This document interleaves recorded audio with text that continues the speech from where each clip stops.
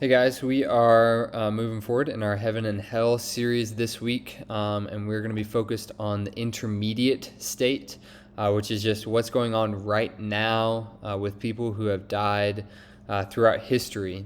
When the new heavens and the new earth have not yet been created, when those who have rejected Christ are not yet thrown into hell, these pictures we get that are supposed to happen at the end time in Revelation 20 and Revelation 21. So what does that mean for those who have already died? They don't yet have a resurrected body. What's going on right now with those who have died before us, and what will continue to go on with those who die before Christ's return? That's what we're going to be focused on this week. For discussion groups, you can start out with if they have comments, if they have questions, if they have things that they want clarity on. I imagine during this series there could be some good things in that section, so continue to start things off with that and make sure everybody's been tracking and they're on the same page before we jump into the other questions.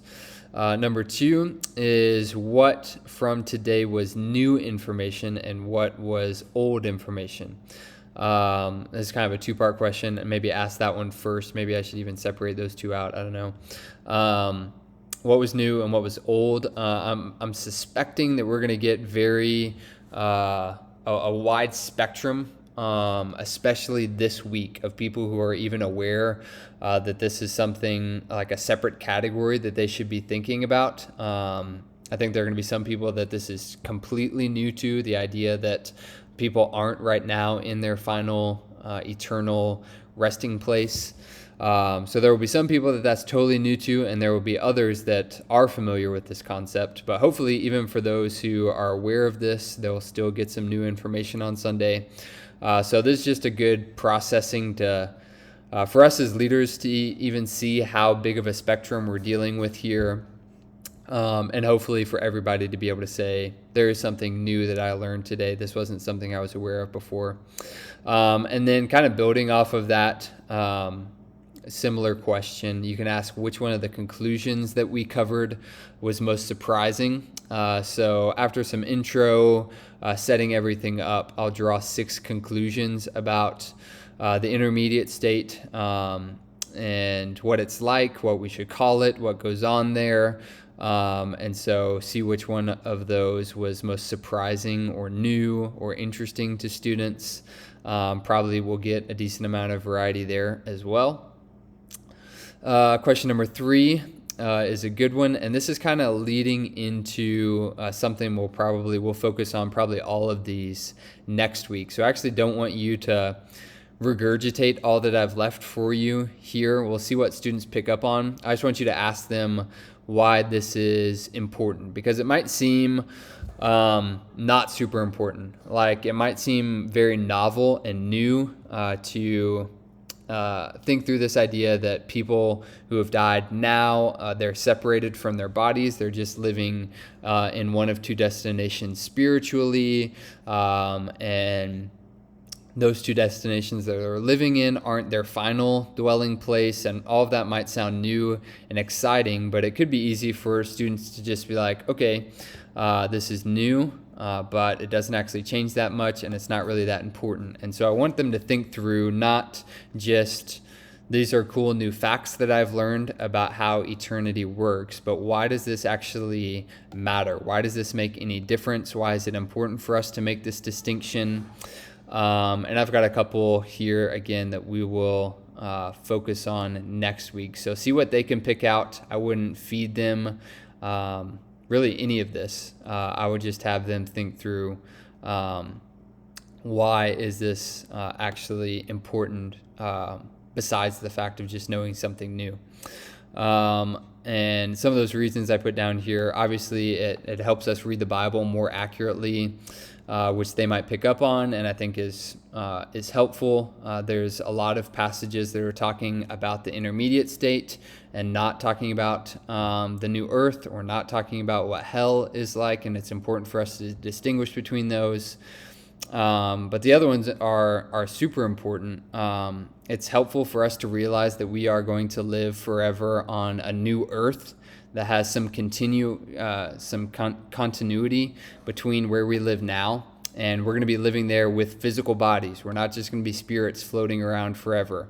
That is super helpful, and we'll hit hard on this next week, for us to be able to imagine what that's going to be like, and to anticipate what that's going to be like, to be excited about what that's going to be like. It's much easier for us to picture and desire heaven when it's presented that way than kind of an abstract understanding that a lot of people might have right now.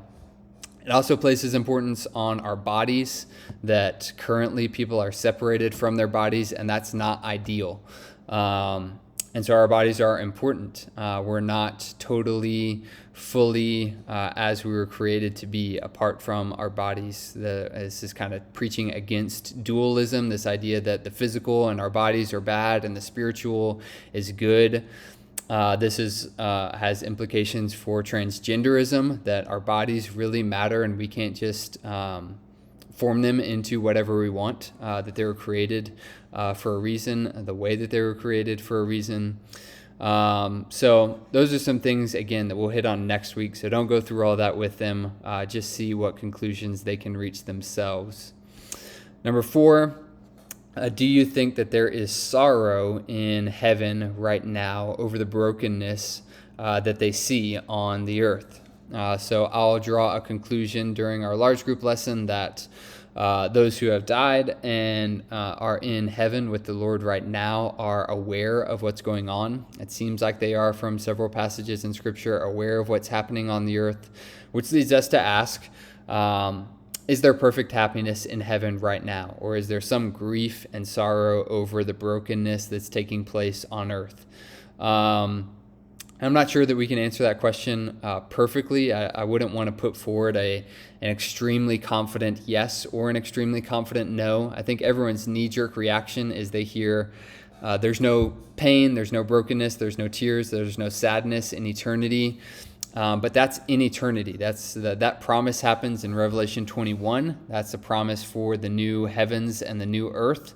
And so it's not necessarily a promise that's extended to those who are in heaven currently.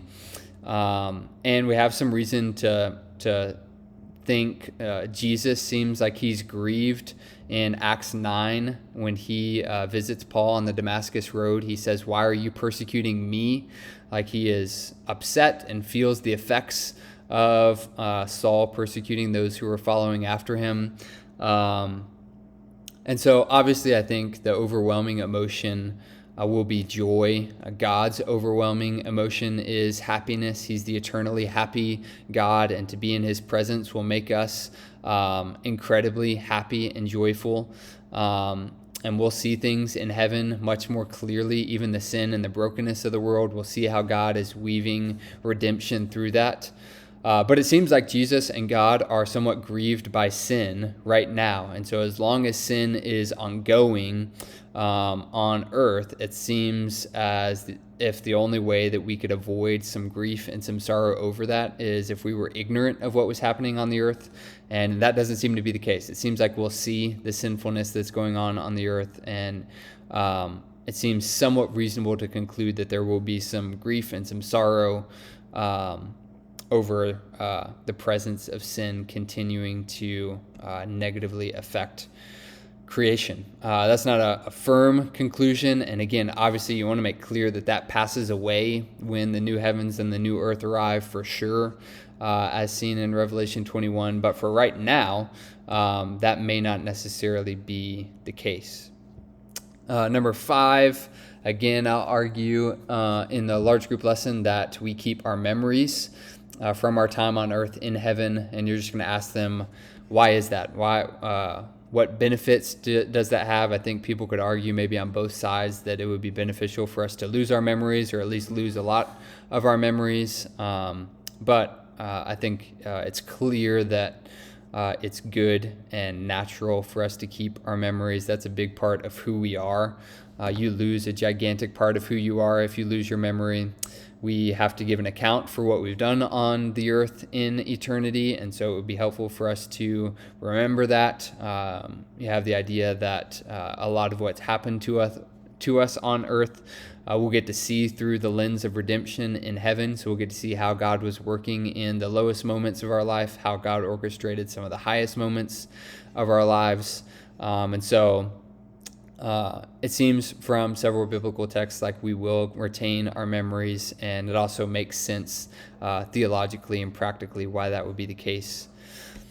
And lastly, question 6. I want to maybe return to this question weekly over the next couple weeks. Ask them if there are any new questions that the teaching today brought up in their minds that they want to add to this list that I'm compiling of questions that students have.